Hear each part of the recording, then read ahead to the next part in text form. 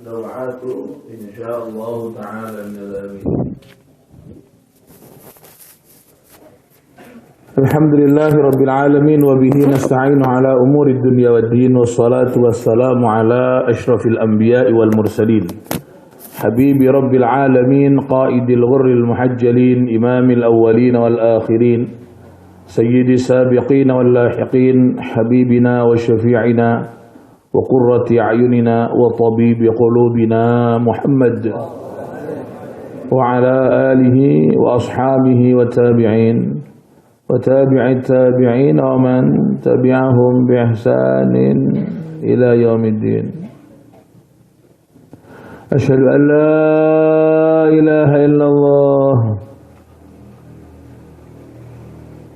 الملك الحق المبين وأشهد أن سيدنا ونبينا وعظيمنا ومولانا محمدا عبده ورسوله وحبيبه وصفيه وخليله وبشيره ونذيره صادق الوعد الأمين.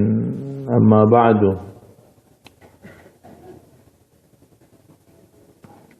السلام عليكم ورحمة الله وبركاته. Para hadirin, para jamaah, para pengunjung taman surga yang dimuliakan oleh Allah Subhanahu wa taala. Alhamdulillah, panjatan puja serta puji syukur kehadirat Allah Subhanahu wa taala pada pagi hari ini kita kembali dikumpulkan untuk bersama-sama menghadiri majlis ta'lim. Majlis yang disebut sebagai taman daripada taman surganya Allah. Semoga sebagaimana kita bersama dikumpulkan di taman surga yang berada di dunia setiap hari Ahad ini, dan pengajian-pengajian yang lain kita juga dikumpulkan kelak di taman surga yang berada di akhirat. Melanjutkan pengajian kita tentang khusyuk di dalam salat, sebelum kita melanjutkan lanjutan daripada bab salat.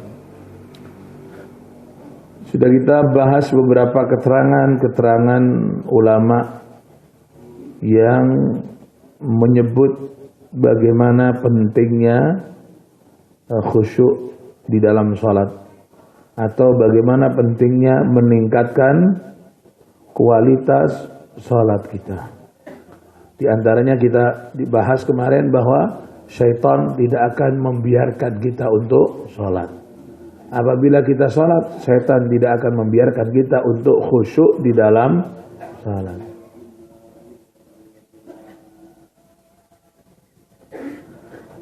Qala as-sayyid Mu'inuddin as-Safawi fi tafsirihi Jawami' at-Tibyan wal asah annal khusyu'a min faraidis shalah.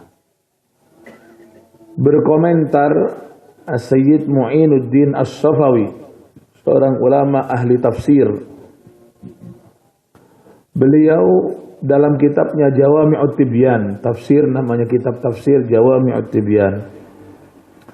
Beliau dawuh setelah membaca sabda-sabda Nabi yang juga sudah kita baca pada pertemuan yang lalu dan pertemuan sebelumnya, bahwasanya salat yang diterima oleh Allah adalah ketika yang salat itu khusyuk.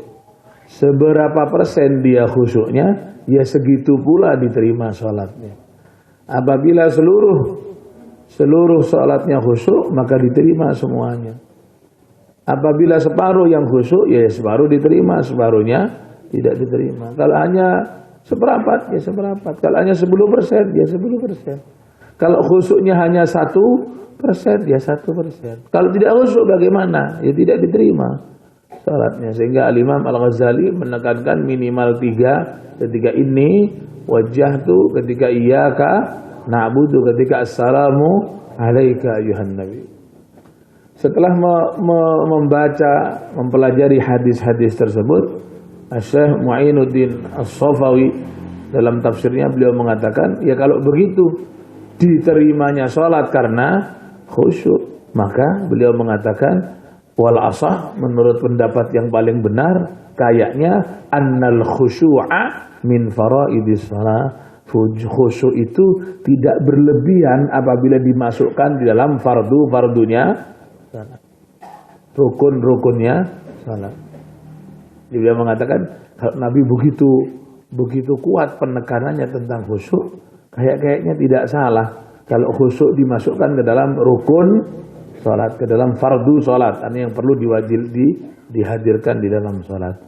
Hanya saja ketika tidak ada manusia yang mampu untuk khusyuk secara total, ya sudah, kita berusaha agar supaya minimal ada khusyuknya, dan kita tambah. Wa qala Sufyan Ats-Tsauri, berkata Sufyan Ats-Tsauri, seorang ulama besar pada zamannya, seorang sufi, orang yang betul-betul membersihkan dirinya, orang-orang yang betul mau menggunakan pakaian kasar, tidak bermewah-mewahan di dalam hidupnya demi pendekatan dirinya kepada Allah. Sufi, bukan susah pikiran. Ada sufi susah pikiran, kelambi elek, baju sudah coklat, songkok coklat, jenggot grebes. Itu bukan, itu sufi golongannya susah pikiran. Ada sufi suka film India, ada lain sufistik. Sufyan Ats-Tsauri. Ada juga Sufyan bin Uyainah, sama juga Sufyan bin Uyainah. Sufyana ini ada dua Sufyan yang terkenal dengan ibadahnya. Sufyan Ats-Tsauri mungkin yang lebih kita kenal, dan Sufyan bin Uyainah. Nah, Sufyan Ats-Tsauri mengatakan man lam yakhsha fasadat salatuhu. Man lam yakhsha, barang siapa yang tidak khusyuk, kalau bahasa kita mungkin barang siapa yang tidak berusaha untuk khusyuk, fasadat, maka rusaklah salatuhu, salatnya. Jadi usaha.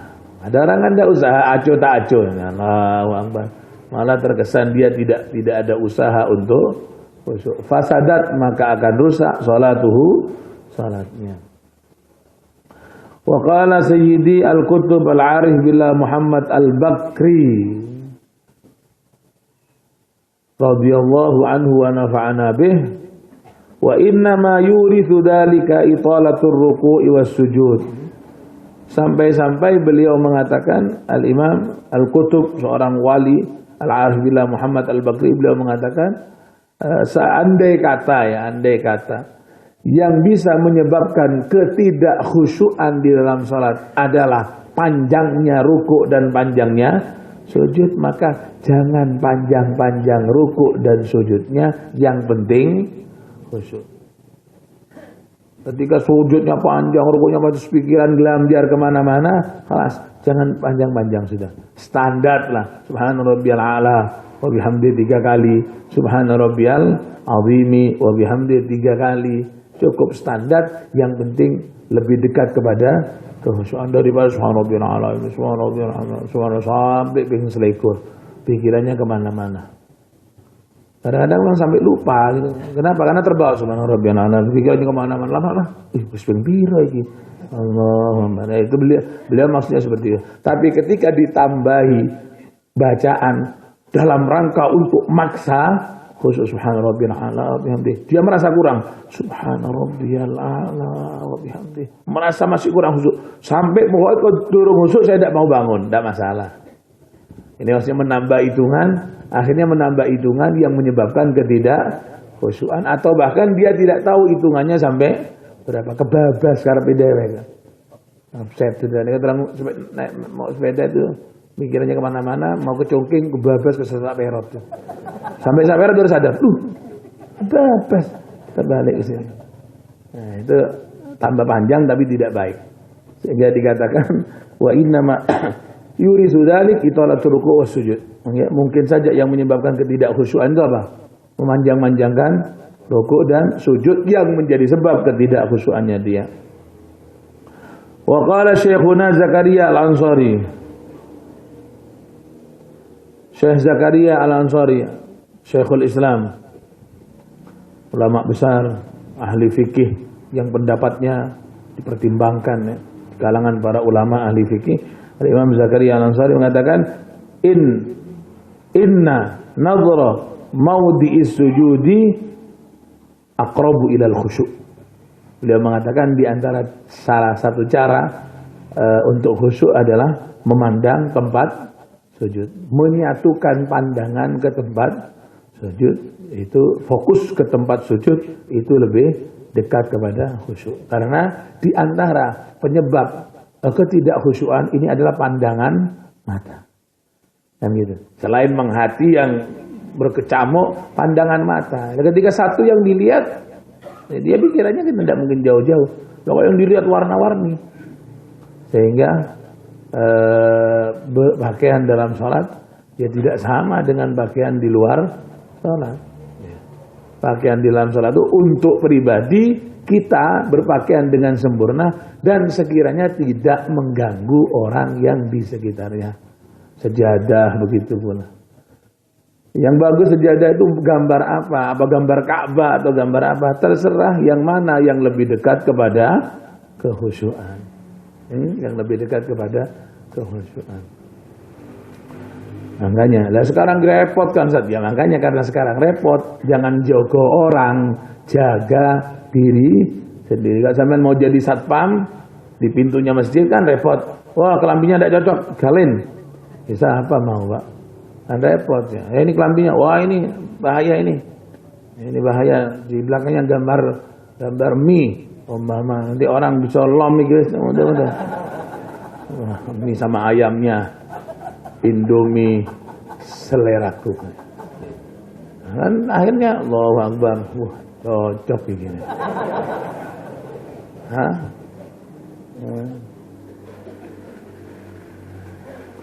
Atau apa tulisan-tulisan yang bisa menyebabkan orang yang memandangnya akan terganggu kekhusyuannya. Dan sekarang siapa yang kuat jaga masjid dari orang-orang yang berpakaian seperti itu? Maksud macam-macam sudah pakaiannya dibawa ke masjid. MKO, cat temboknya. Hah? Iya. Kadang-kadang sudah dipakai di dalam dianggo kaos, tembus masih tulisannya. Nah, sehingga kita kan untuk menjaga kan tidak bisa. Siapa menjaga? Salah kaosnya, salin kan tidak mungkin. Gimana? Ya sudah, kita menjaga pandangan kita. Bukan bajunya orang yang kita jaga karena sulit, ya pandangannya yang dijaga. Sehingga beliau mengatakan inna nadhara maudhi'is sujudi aqrabu ilal khusyuk. Menyatukan pandangan fokus kepada tempat sujud itu lebih dekat kepada khusyuk agar supaya tidak kemana-mana.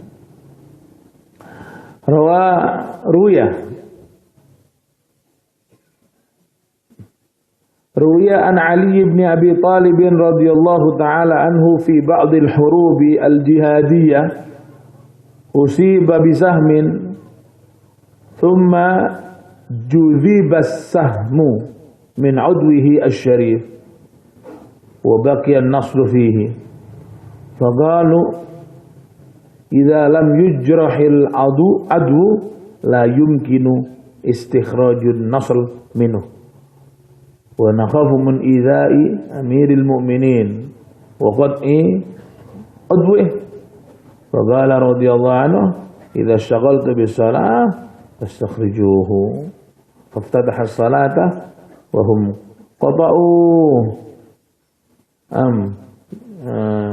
jarahu al-adwa واستخرجوا النصر وهو رضي عنه لم يتغير في صلاته فلما فرغ قال لما لم تستخرجوه قالوا قد استخرجناه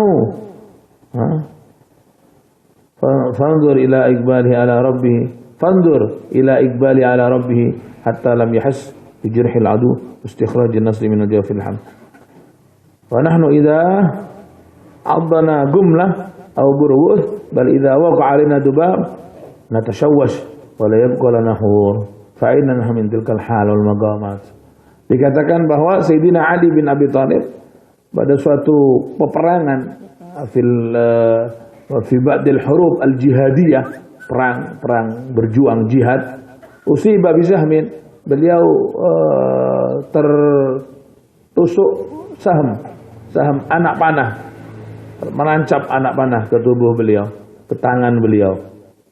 Cuma judi basahmu, kemudian ditarik anak panah itu, ditarik dot kotung, landepnya itu ketinggalan ada di dalam.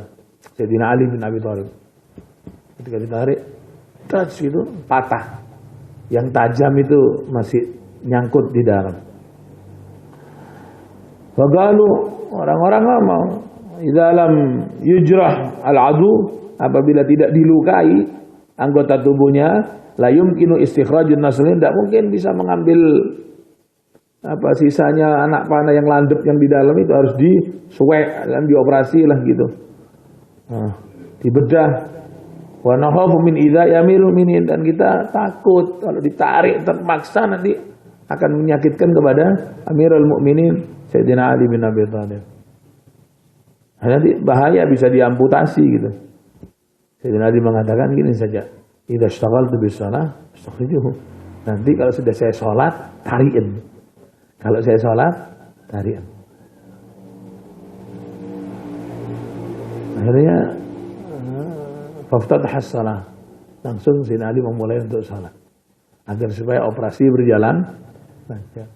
Sayyidina Ali memulai untuk sholat, usolli Allahu Akbar. Setelah itu mereka membedah, jarrahu, melukai tangannya Sayyidina Ali, wastakhraju, dan mengambil sisa daripada anak panah yang tertinggal di dalam tubuh Sayyidina Ali. Selesai operasi, wa huwa radhiyallahu anhu lam yataghayyar fi salatih. Beliau tidak berubah dalam salatnya, tetap dengan kehusuannya, tetap posisi salat ini dilakoni di operasi. Falamma faragha, setelah salam, assalamualaikum warahmatullahi, marah Sayyidina Ali. Operasiin, bedelen, ayo. Saya sudah selesai sholat, masih belum selesai, belum mulai. Mau nunggu apa lagi? Kan sudah saya bilang sholat, bedah. Ini sudah selesai sholatnya, belum dibedah. Mereka lima lam tastakhrijuhu. Lalu orang-orang ngomong, dokter-dokter, qad istakhrajnahu. Sudah beres. Wis mari. Enggak. Tidak tahu, saya tidak terasa. Tidak terasa. Fanzur, kata ulama, lihatlah ila iqbali ala rabbih, bagaimana madepnya Sayyidina Ali kepada Tuhannya, kepada Allah, sehingga tidak merasa apa-apa ketika dibedah, dilakukan operasi, dikeluarkan anak panah yang tertancap di dalam, beliau tidak merasa apa-apa. Wa nahnu, kita kata yang ngarang kitab ini, kita jangankan panah, ya abdanal gumlah, apabila ada nyamuk atau burhus atau nyamuk yang menggigit kita, langsung hilang Allahnya sudah. Tapok sih.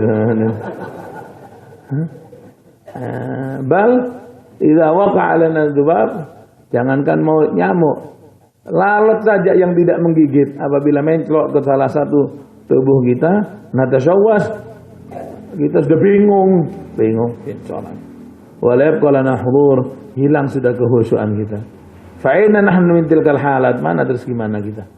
Bagaimana kondisi kita? Itulah ketika orang tersebut betul-betul melaksanakan apa yang diperintahkan oleh Rasulullah sallallahu alaihi wasallam. Ya, sebagaimana yang setiap tahun kita baca manaqib Al-Habib Hadi bin Abdullah Al-Haddad, yang kholnya sudah tinggal 1,5 bulan lagi di bulan Muharram, yang selalu Ahad subuh hadir Hawal Habib Hadi di Banyuwangi sana. Ya begitu, ketika beliau akan dioperasi, beliau punya penyakit di tubuhnya ini, batu ginjal begitu, yang harus dioperasi. Dia dibawa ke dokter. Katanya, dokter harus bios ini Pak. Habib Hadi tanya, itu kan orang jauh, Sayyidina Ali ini orang sekarang. Jangan yang sepuh-sepuh tahu. Harus di bios. Dia tanya apa bios itu? Ya bios itu di bios agar supaya tidak sadar. Agar supaya tidak sadar. Kalau tidak di bios, orang sih kepilang-kepilang dilukai tubuhnya. Ya terus saya akan lupa kepada Allah. Ya namanya sudah orang semaput, ya lupa Pak sama Allah. Meleknya sudah lupa, apalagi semaput. Kan lupa. Iya lupa. Lah terus kalau saya mati dalam kondisi di bios, berarti saya mati dalam kondisi lupa kepada Allah. Sepura nih Kang, minta maaf biar sudah. Saya dioperasi melek saja, tidak usah bios-biosan. Ya takut Pak, dokternya. Takut terjadi sesuatu, kan kesalahan dokter itu kan tidak sesuai dengan prosedur kan gitu. Akhirnya, terus gimana? Sudah, karena memang beliau betul-betul tidak mau. Ya keluarga saja teken, tanda tangan surat pernyataan. Andai kata memang terjadi sesuatu, ini memang atas permintaan yang bersangkutan dan keluarga, bukan atas kelengahan atau keteradaan dokter. Semua dioperasi beliau dengan tasbihnya Allah, Allah, Allah, Allah, dikeluarkan baju dioperasi, dibedah, diambil, dijahit sampai selesai. Selesai baru beliau sudah selesai, sudah alhamdulillah, mangap. Dokternya katanya ini Tuhan ini malaikat, ini bukan manusia. Innahum bil malaikati asbah.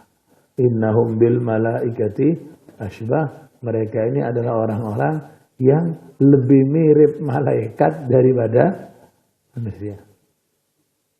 Lebih mirip malaikat daripada manusia. Sehingga ketika ada seorang pengembara dari Maghrib ini Maroko. Dari Maroko zaman itu dia memiliki seorang ayah. Anak ini ketika masih kanak-kanak dia punya bapak.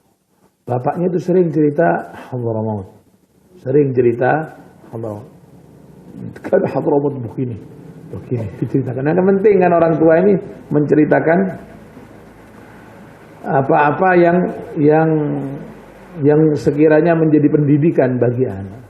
Makanya anak itu hampir mayoritas mengikuti apa yang biasa orang tuanya. Coba orang tuanya yang senang sepak bola, pasti anaknya kecil sudah senang sama sepak, karena mengikuti kan.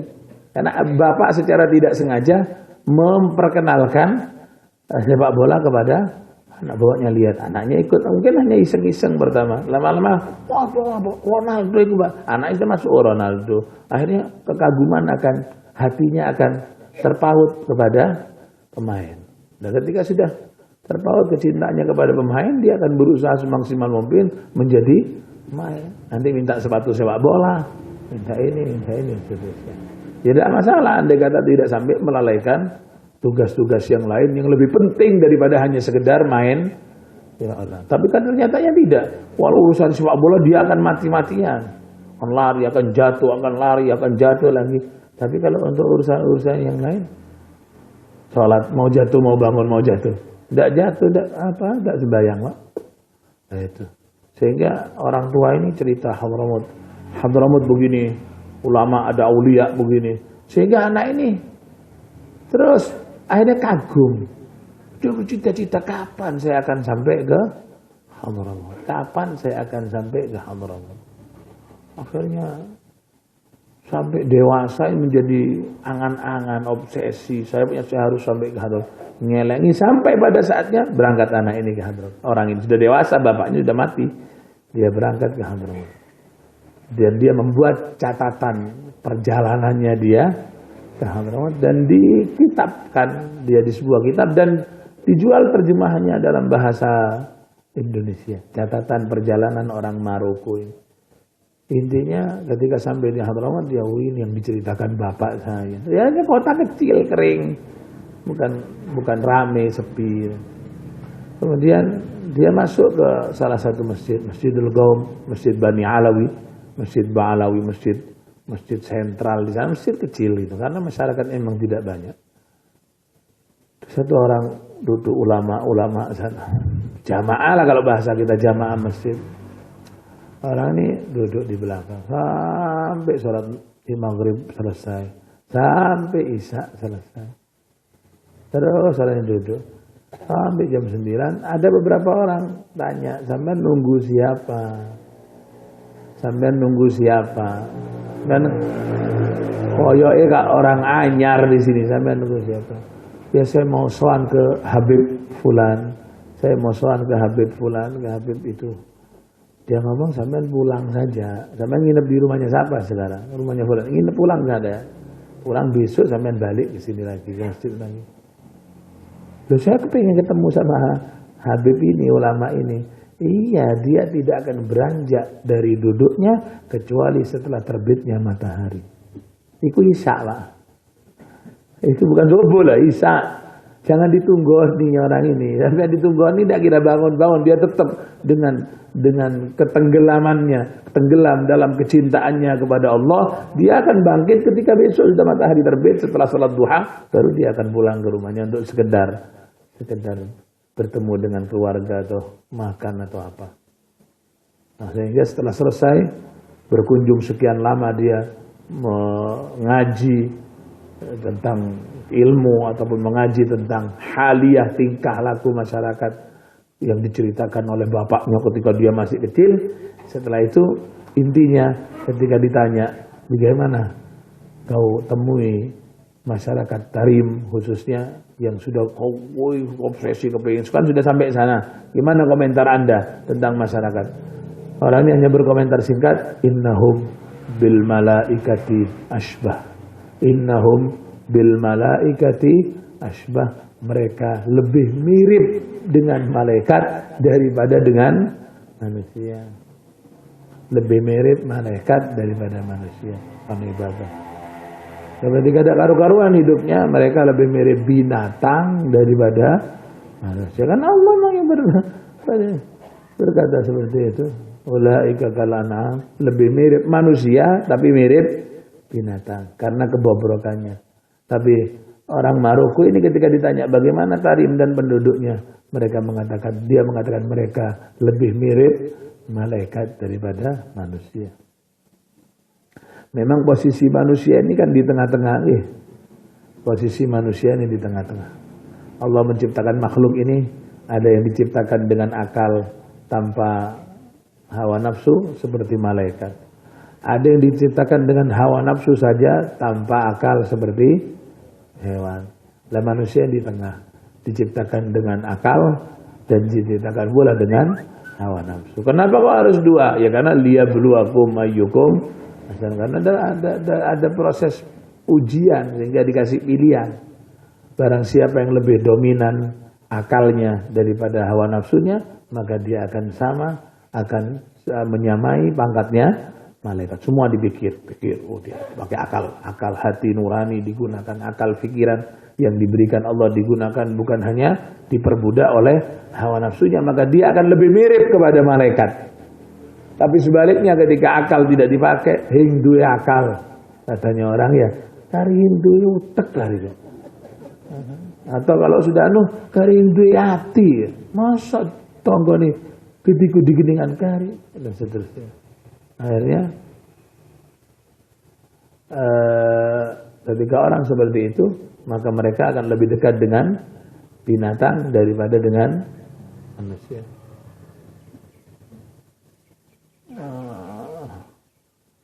Nah, begitulah memang kita harus berusaha.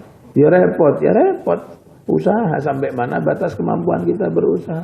Karena yang dilihat oleh Allah bukan keberhasilan, tapi usaha. Berhasil dan tidak berhasil urusannya Allah. Yang penting kita usaha.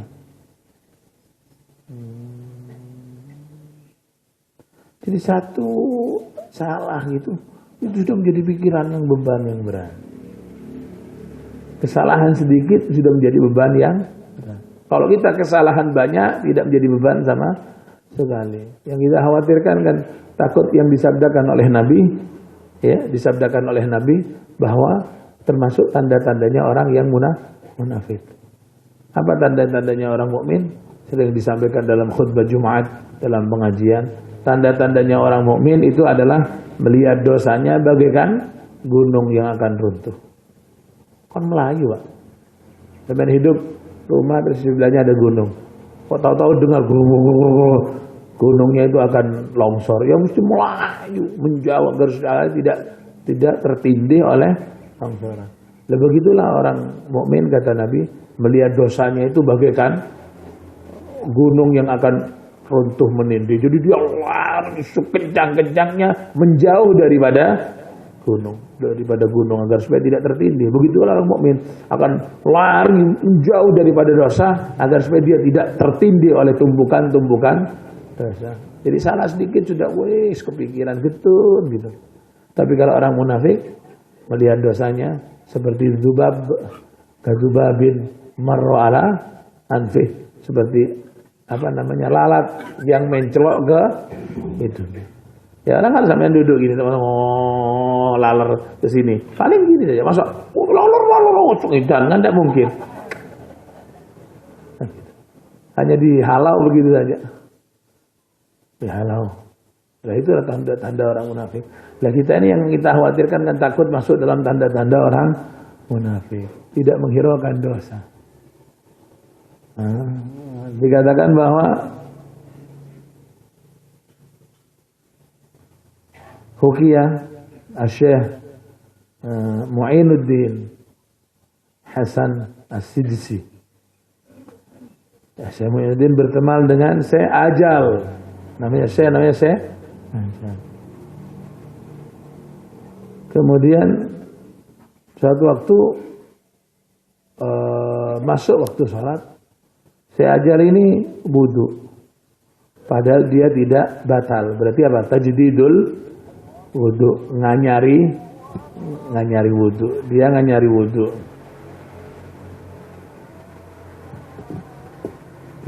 wudu. Ketika nganyari wudu itu dia lupa menyela-nyelai jari-jarinya. Kan gini sunnah ya? Sunnah. Gini saja cukup sudah, cuman sunnah di sana-sana gini. Menyela-nyelai jari itu sunnah. Ketika lupa, tahu-tahu ada suara. Ya Ajal, tadda'i mahabbata Muhammad wa takunu min ummatihi wa tatruku sunnatahu. Sekarang ada yang membisikkan ke telinganya Ajal, Ajal, kau mengaku umat Nabi Muhammad, kau mengaku cinta Nabi Muhammad, tapi kau tinggalkan sunnahnya. Ini hanya gara-gara ini nih nyela-nyelai sekecil itu dia merasa ada suara, silo mencari umat Muhammad, ngaku cinta Muhammad, tapi apa sunnah ditinggal? Bukan sunnah yang besar, Pak, sunnah kecil. Kenapa tinggal? Fahalafa Syekh, kemudian Syekh Ajal itu bersumpah saat itu juga, la atruku sunnatan min sunnatihi alaihi salam min waqtina hadza ila waqtil maut. Dia bersumpah, mulai saat ini saya tidak akan meninggalkan sekecil apapun sunnah daripada Nabi sampai kiamat, sampai mati. Saya tidak akan meninggalkan sunnah walaupun kecil. Syekh Mu'inuddin yang kenal dan tahu kehidupan Syekh Ajal ketika itu, beliau mengatakan, kuntu idza ra'aitu Syekh Ajal ra'aituhu ka'annahu yanam fasa'altu anhu faqala ana min dhalikal waqt alladhi nasitu takhalla sabi ila hadzal waqt fil hayrah kaifa ulaki bi hadzal wajhi Muhammadan sallallahu alaihi wasallam. Dilihat oleh Syekh Mu'inuddin, Syekh Ajal ini setiap ada acara itu diam. Seperti orang tidur, ka'annahu yanamu, seperti orang tidur. Syekh Ajal ini setiap ada acara lagi pengajian, dia nunduk. Seperti orang, padahal dia tidak tidur. Seperti ada yang dipikiri, beban. Seperti orang sumpah galau. Apa yang dipikiri ya? Jadi orang ngelihat mesti Syekh Ajal turut, padahal dia tidak tidur. Kalau sampai kan mongkrong turut temenan, Pak. Ya. Ini dia gini. Dia orang-orang heran. Ketika ditanya, ya Syekh Ajal, di beberapa majelis panjenengan dilihat kok seperti orang bingung itu, sumpah galau, diam, ada apa? Dia ngomong, sejak saya lupa menyela-nyelai jari itu, terus saya kepikiran gitu. Gara-gara gini nih Pak, kepikiran. Kita tidak sembahyang, tidak kepikiran. Tangi awan. Tubuh kelendih. Ya kodok lain. Itu gara-gara andai kata ditinggalkan kan tidak ada masalah. Kan gitu hanya sunnah. Dia mengatakan, sampean kok seperti orang bingung gitu. Iya, sejak saya lupa menyela-nyelai jari kapana itu, terus menjadi beban pikiran.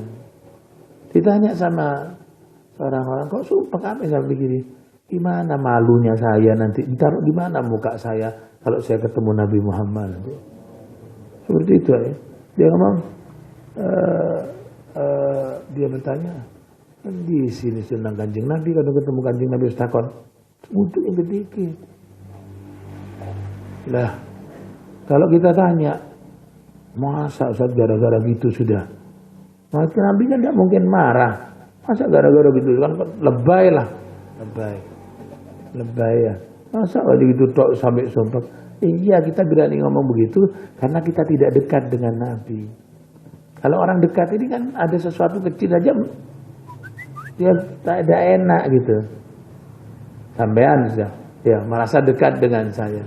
Terus satu waktu saya undang, sampean tidak ada kepikiran. Padahal undangan saya bukan undangan wajib, kan saya tulis wajib hadir, tidak hadir neraka kan tidak. Saya undang biasa, saya undang foto, saya punya acara walimah atau selamatan di rumah. Lah ketika saya menjadi orang yang sangat dekat sama saya, akrab, poncongan, bagus, sampai mendahatnya kan malu. Kepikiran kan, terus kelandi.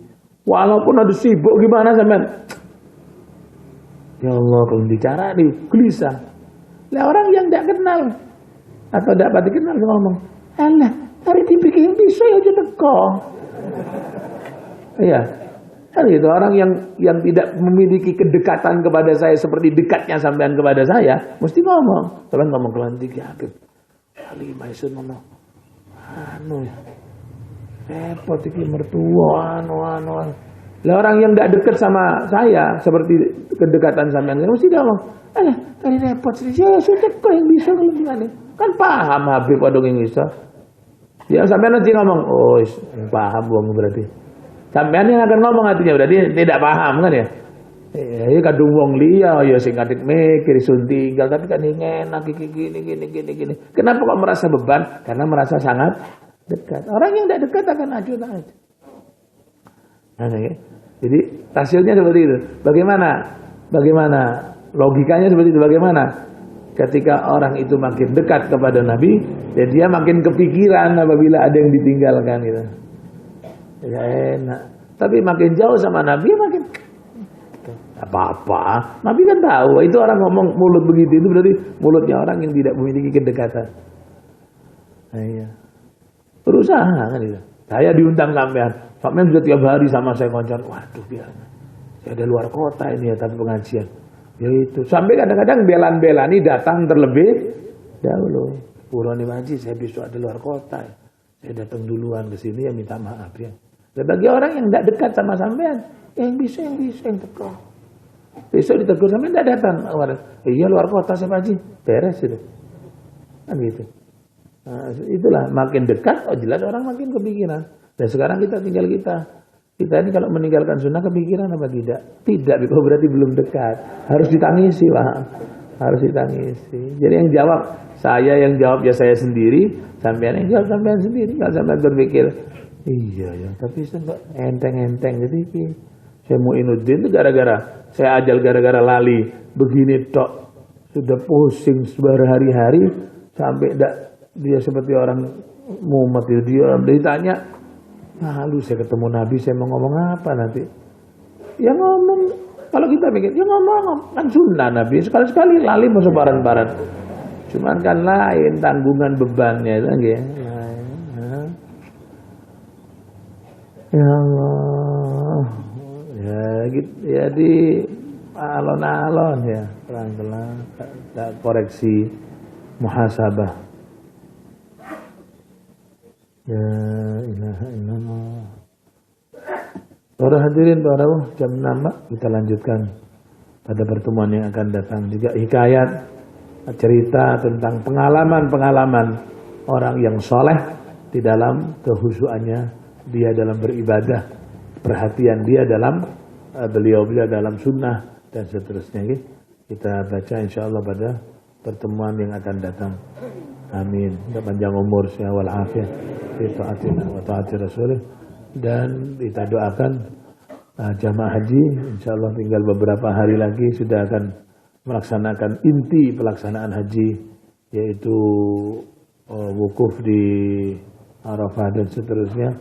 Kita doakan semoga selamat semuanya, sehat wal afiah, mendapat haji yang mabrur, makbul, dan yang wafat kemarin dalam kecelakaan, semoga tragedi yang kemarin, semoga dibangkitkan oleh Allah dalam keadaan syahid nanti di akhirat. Al-Fatihah.